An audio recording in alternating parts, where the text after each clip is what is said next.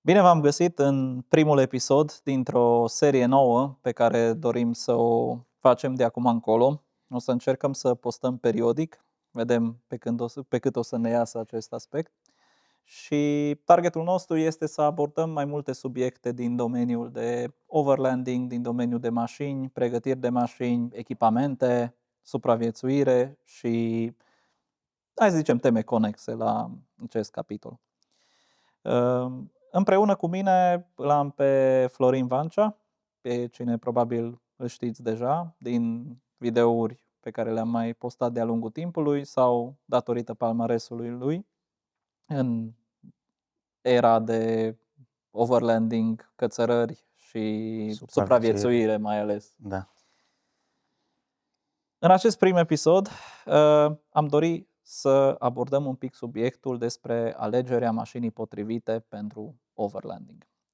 Și când vorbim de overlanding, cred că este important să definim un pic ce înseamnă acest overlanding, deoarece mai ales Flo are o problemă cu acest cuvânt, după cum bine știm. Da. Nu prea îi place. Și spune-ne un pic despre ce înseamnă pentru tine overlanding-ul. Overlanding-ul e un concept nou care a apărut pe piață, să-i spunem așa, de câțiva ani. Iar cum suntem noi obișnuiți în România, tot ce vine nou luăm și îl mâncăm pe pâine, facem ciorbă din acest concept și de-aia am eu o problemă cu overlanding. Overlanding înseamnă să parcurgi trasee lungi în timp, mă refer 2-3 săptămâni. Noi dacă ieșim pe un deal ziua, facem anunțuri, haide să ne întâlnim la o tură de overlanding. Deci noi am ajuns să catalogăm overlanding-ul ca și cum i-am dat un grad de dificultate. Da? Este gradul ușor, mediu sau greu. Noi deja overlanding-ul pentru noi e ceva în care noi nu facem off-road, dar facem overlanding că ieșim la un grătar, la un mic. Asta e problema pe care o am eu. Adică eu nu am cu nimeni nimic, să înțeleagă lumea. Eu am conceptul că am învățat prost lucrul ăsta. Overlanding înseamnă să explorezi, să mergi, să ajungi în locuri greu accesibile sau să vezi locuri pe care tu nu le-ai mai văzut. Poți să numești overlanding. Overlanding-ul se face cu bicicletă, cu trenul, cu... Putem spune că e o călătorie. Da, e o călătorie, exact, o călătorie. Eu organizez, de 39 de ani fac alpinism și supraviețuire, expediții, deja depășesc 15 ani de când organizez ture, cursuri de 4x4 sau expediții de 4x4, vezi că nu le zic overlanding. Da, expedițiile se pot numi overlanding, dar mergem în zone pentru mine care deja sunt cunoscute, gen cum ar fi Africa, Kyrgyzstan, nu mai știu, Islanda, Patagonia sau unde vrem și Australia. Da, acolo putem numi deja ture de overlanding. Da, însă la noi se folosește un pic altfel. La noi, cum ai zis și tu, pentru o ieșire de, hai să zicem, un off-road ușor, ai putea să zici că se numește overlanding și se folosește foarte mult expresia de overlanding. Da.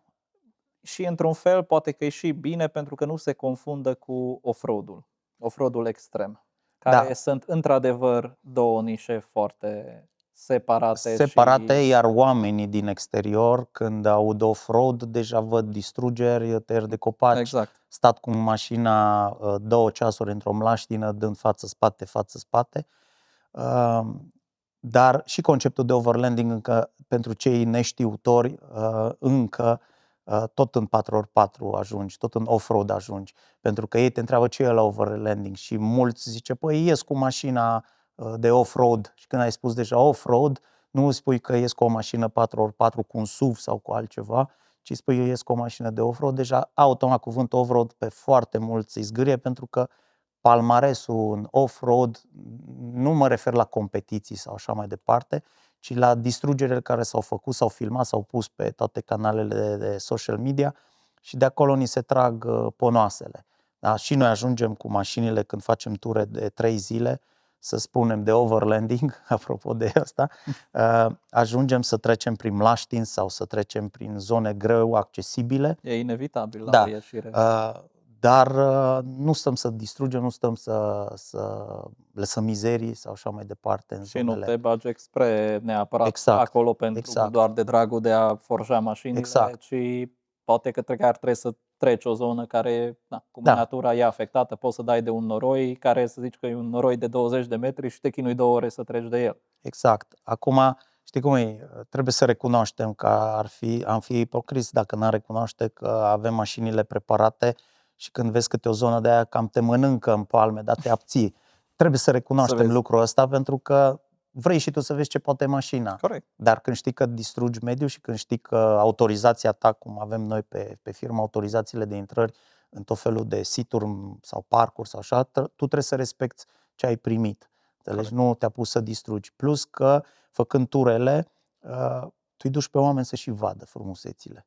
Și cred că asta e scopul principal în overlanding, în a vedea, a cunoaște, a descoperi. Îi explorare, aventură și adrenalină. Pentru că nu neapărat îți dă adrenalină că conduci o mașină de 4x4 și ești în noroi, ci adrenalina aia se creează pe tot drumul, că tu nu știi ce te așteaptă. Și atunci, pur și simplu, crește adrenalina în tine. Bă, urmează, nu știu, să dau un exemplu, Africa, urmează dunele, oare eu le trec sau nu le trec? Și spun eu că vei strânge volanul ăla în mână, pentru că dacă n-ai experiență pe dune, nu știi ce te așteaptă. Exact, poți să ai experiență aici, în Bărăgan, prin Lanul de Porumb sau în munți, oriunde vrei tu, e total diferit pe o dună. Nu se compară dunele cu plaja. E iar un teren total diferit de care o să discutăm în alte episoade pe care o să ne specializăm pe asta. Exact. Însă, înainte să ne abatem foarte departe și a merge, să zicem, în Sahara și în zone îndepărtate, hai să ne focusăm pe lucrurile pe care le avem mai aproape. Adică, de unde am pornit pe subiectul acesta cu overlanding-ul? Overlanding-ul poate fi complet și pe asfalt. Ca să recunoaștem foarte sincer. Chiar dacă marea majoritate care sunt mari off-roader și overlanderi o să zic că da, asfaltul nu este overlanding. Într-adevăr, personal și eu zic că asfaltul nu e overlanding, dar ăla asfaltul cu gropi e overlanding. Aia deja devine treaba mai interesantă. Exact. Da. Însă putem spune că avem asfalt, putem avea un drum de țară, putem avea un drum forestier de munte sau putem să ajungem până la extrem unde vorbim de, nu știu, urcări de 40 de grade pe stânci, care deja trebuie să ai o mașină foarte pregătită ca să poate să facă față. Exact. Eu am fost și știi foarte bine și mulți dintre voi știți, am făcut, să spunem, overlanding cu Tico. Deci am mers inclusiv asfalt, deșert. Nu poți să nu mergi și pe asfalt, pentru că e absurd că nu poți să-ți iei mașina să ți-o teleportezi direct în deșert. Din deșert să zic că ai 1500 de kilometri de deșert și de drumuri de macadam și de piatră, iar în rest din ăia 11.000 ți asfalt. Da. Pentru că n-ai ce face.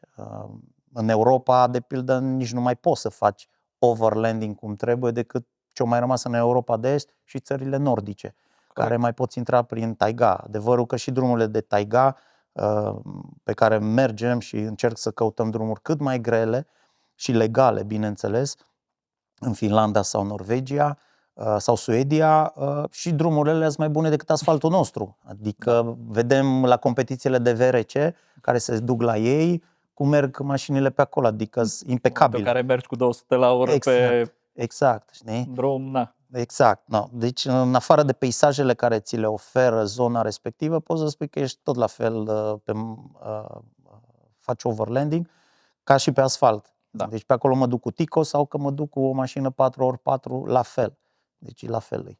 Și din păcate, de multe ori se întâmplă chiar acest aspect, cum ai zis și tu, foarte mult trebuie să te duci pe asfalt ca să ajungi la un loc unde să te poți da, să fie un pic altceva. Pentru că chiar și la noi se întâmplă acest aspect. Pentru că nu toată lumea își permite gen să iasă din casă și să fie deja pe off-road. Da.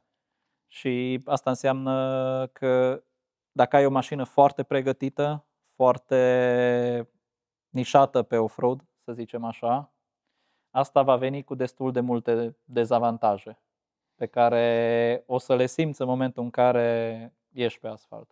Aici vorbim de roți mai mari, care odată îți cresc consumul, îs un pic mai nesigure pe frânare, umed zăpadă, etc. Depinde, gheață mai degrabă, nu zăpadă. Și destul de că periculos. De ce? Acum noi vorbim că avem și mașini preparate. În primul rând, dacă tu faci un accident, iar roțile nu ți-s trecute în carte, nu-s, cum să zic, Da, legale, automat, chiar dacă tu ești nevinovat, tu vei fi vinovat. da. Adică tu vei repara mașinile. Asta e un dezavantaj. Al doilea dezavantaj ar fi creșterea consumului. Da? Una e să te duci să faci, nu știu, 1000 de kilometri cu un Duster, care îți ia 5,56 litri, și una să te duci cu un Patrol, cu o Toyota sau cu alte mașini mai mari. Care Diferența am văzut-o la NorCap, când facem tura de NorCap. Dacă mă duc cu Duster-ul, am venit cu 1800 de euro cheltuieli.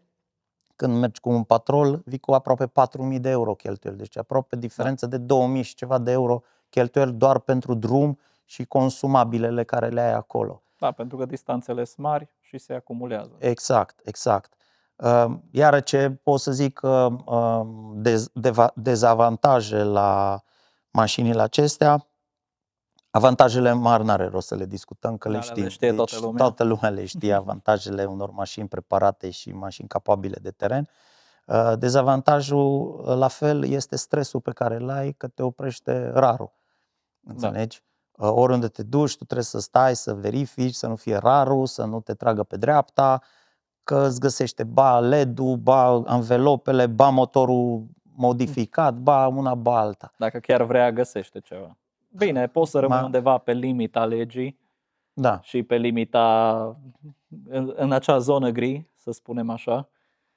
Dar cred că acolo e cel mai ok să fii, că atunci chiar pe mine cei mai mulți mă întreabă ce buget, sau mai bine zis, ce să-mi fac la mașină să fie o mașină super tare în off-road. Și atunci le zic, faceți-vă o țevăraie, da? Și participați la concurs, un buggy, și participați la concurs. Eu ce recomand este să aibă grijă să-și pună niște anvelope de treabă, să spunem, și o suspensie bună, și să se bucure de mașină și să iasă cât mai mult în teren. Astea sunt lucrurile pe care le spun în mare să-și facă. Apoi după aia, că vin troliu și alea, le discutăm altă dată. Plus acelea, hai să zicem că sunt mai mult pentru categoria mai avansată, în momentul în care fie e singur și te bagi în zone pe drumuri pe care nu le știi. Și singur, chiar dacă ai troliu, să știi că este câte o problemă în care poți să rămâi și te poți trolia în față, dar n-ai unde să te troliezi. Sau n-ai de ce să te legi. Sau n-ai de ce să te legi și atunci te uiți la troliul care îl ai pe mașină și trebuie să înveți să troliezi cu ce ai, și de-aia aștept la curs la mine să învăț să trolieze într-un câmp deschis. Un singur troliu și în spate. Da, un singur troliu și în spate, da, exact. Știi? Da. Bun, și dacă vorbim de mașini, cu siguranță se știe că sunt foarte multe mașini care există în piață, sunt foarte multe variante. Pentru un începător probabil poate deveni foarte greu să înțeleagă, ok, ce să-mi aleg, cu ce să încep, cu ce să-mi iau. De obicei foarte mulți aud acest aspect. Și probabil mașinile astea de off-road, sau mă rog, care sunt orientate, hai să zicem mașini 4x4, să nu le numim off-road, sunt în două categorii. Sunt categoriile de buget, respectiv sunt categoriile care se duc în segmentul mai de confort, mai profi, mai modificabile, să zicem așa. Premium off-road. Premium off-road, da, exact. În 4x4. În 4x4. Aici, hai să luăm odată cele de buget. Am putea buget redus. La buget redus. Da. Desigur, avem Duster-ul, da, care, deși mai nou nu putem zice acum, că e o mașină tocmai de buget, dacă dar ne uităm la prețul unui Duster nou, să spunem, comparativ cu un Patrol, îl cam bate pe Patrol la preț. Deci, la Toyota ai că mai... Da, și la Toyota, de pildă 120 sau sub Duster-e. Oamenii să înțeleagă că noi ce vorbim aici nu vrem să atacăm niciun brand, nu avem treabă noi. Eu sunt și cu Duster, și cu Nissan, și cu Amarok, și cu Toyota Eli, și cu Toyota, și cu Ford. Avem tot felul de mașini. Tot felul de mașini, avem toate brandurile.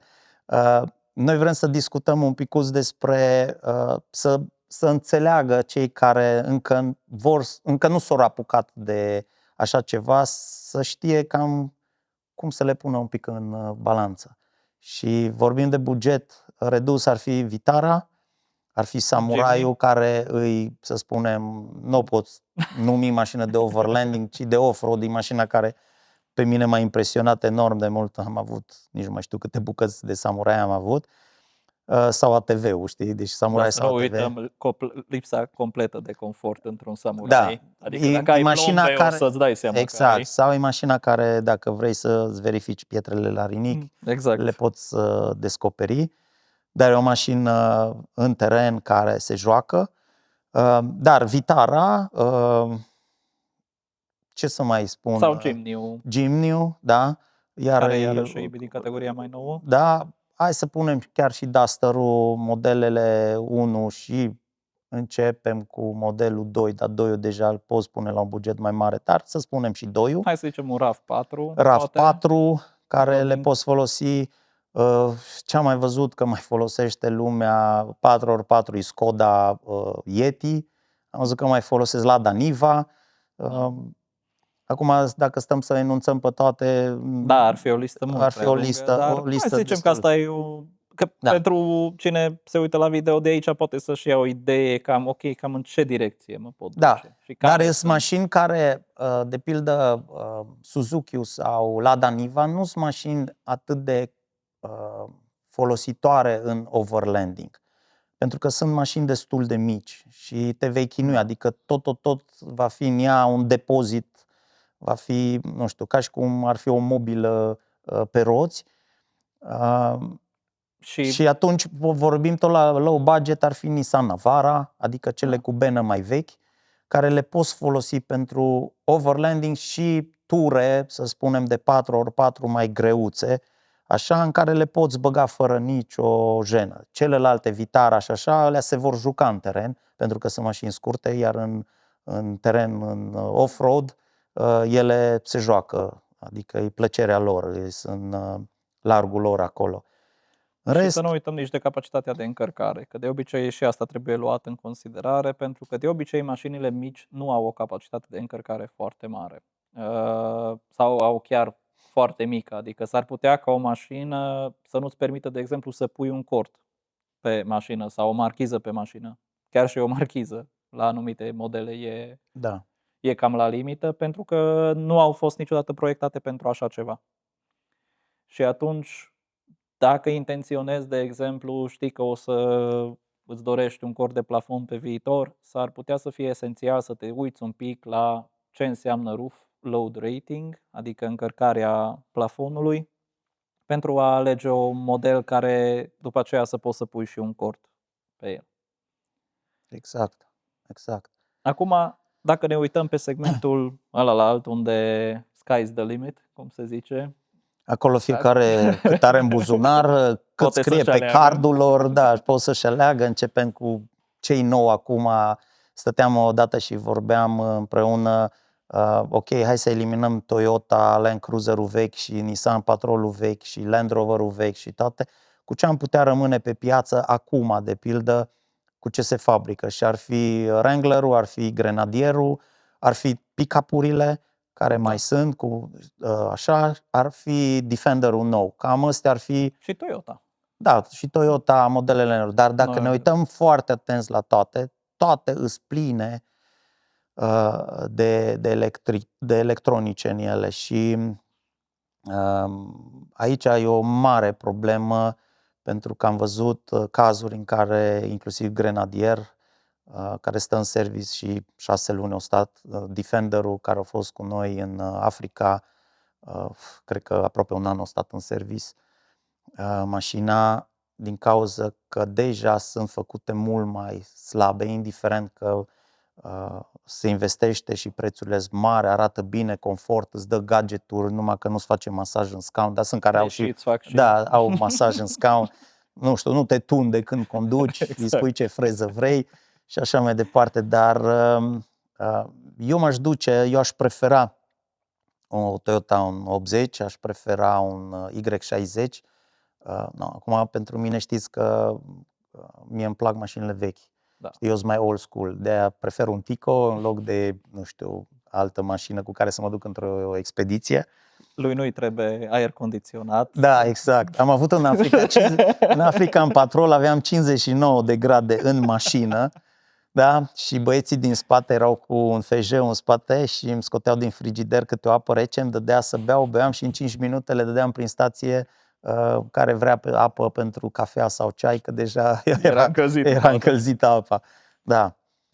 Da, mie îmi plac modelele mai vechi, pentru că sunt mai robuste, iar în ture, cum ar fi Australia, cum ar fi Africa, cum ar fi Patagonia sau alte, Kyrgyzstan sau Kazakhstanul, Pamirul, unde îmi place să mă duc, mașinile astea, pe lângă că sunt ușor de manevrat și reparat, Da.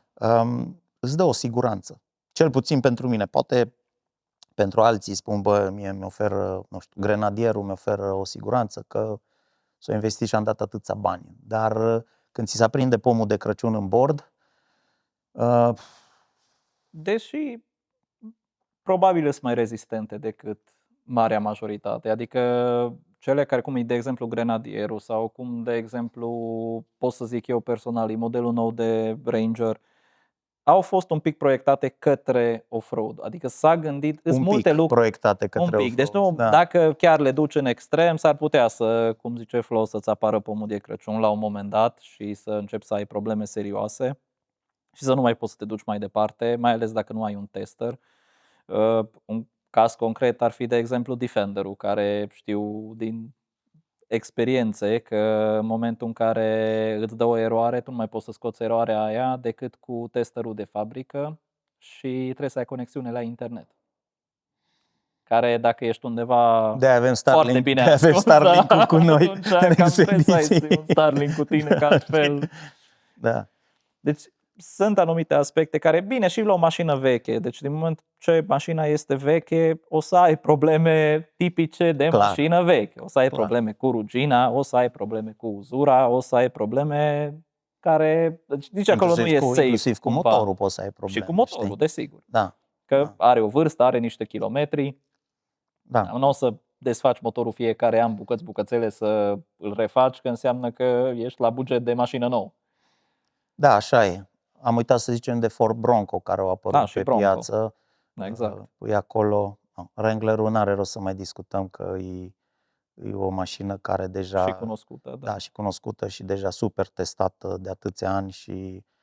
Dar încă o categorie, hai să zicem, o categorie de mijloc pe care, nu știu, aleg și eu, de exemplu, cum e la Toyota, seria 120 pe care o avem și încă nu este chiar așa de tehnologizată, însă ai un aer condiționat, ai un și Y60, uite, de pildă la lunga meu are AC-ul, știi?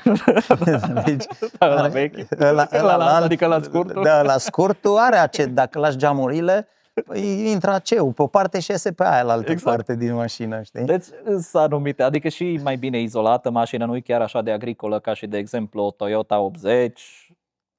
Sunt diferențe și trebuie să te gândești un pic. Că eu sunt pe mașinile mai vechi, eu sunt Toyota 80, el e mai tânăr ca mine și de-aia merge pe generația nouă. Știi? Dar bine, e absurd să zic că generația nouă nu e valabilă, știi? Deci dacă îi să aleg, și eu m-aș duce și da, mi-aș lua un Grenadier, să spunem. Și da, m-am dat cu el, am testat, am văzut ce poate, inclusiv cu Defenderul nou, găsiți și pe canalul nostru de YouTube, dar nu știu, mi se par mult mai robuste cele vechi, care sunt pe punte și așa mai departe. O să discutăm despre ele mai încolo. Da, aici e o discuție destul de lungă. Da, e o discuție în care poate o să ne aprindem destul de tare pe chestiile de mașini, dar cea mai bună mașină este aia care ți-o permiți. Și discutând apropo de gama de mijloc, de ce zicea el, eu m-aș duce pe gama de mijloc, inclusiv pe Duster, pentru că e o mașină care o combini într-o tură sau expediție cu orașul. Adică dacă vrei să ai și o mașină de oraș, da, o poți folosi și. Un pick-up, de pildă, vă dau din experiența mea, amândoi avem, eu am avut pick-up, el are încă în continuare. Pick-up-urile sunt frumoase, sunt ok, sunt mari, dar dacă vrei să o ai și mașină de oraș, o să-ți, mai greu. o să-ți mănânci nervii cu parcarea, adică tot timpul bena sau botul mașinii îți va părăsi parcarea și vei avea tot timpul probleme că cel Găsești puțin la greu. Cluj, cel puțin la Cluj au făcut ăștia, cred că parcările pentru parcare de smart-uri și de ticouri, că cele cu benă, majoritatea spatele le iese afară și atunci sunt probleme cu parcările. În rest, sunt mașini de care te poți bucura, trebuie un pic încărcate în spate dacă vrei să faci în off-road, pentru că altfel îți cam sare spatele. În rest, sunt mașini în care poți să-ți faci ce dorești tu pentru overlanding, pentru ture lungi. Cred că ajunge pentru un episod, că ne dacă vedem, nu o să ne ne vedem lungim. în continuare. O să facem alte episoade și urmăriți-ne, like, subscribe și ne auzim. Și să ne vedem cât mai sus, Flow Adventure-ul, da? Salut! Salut!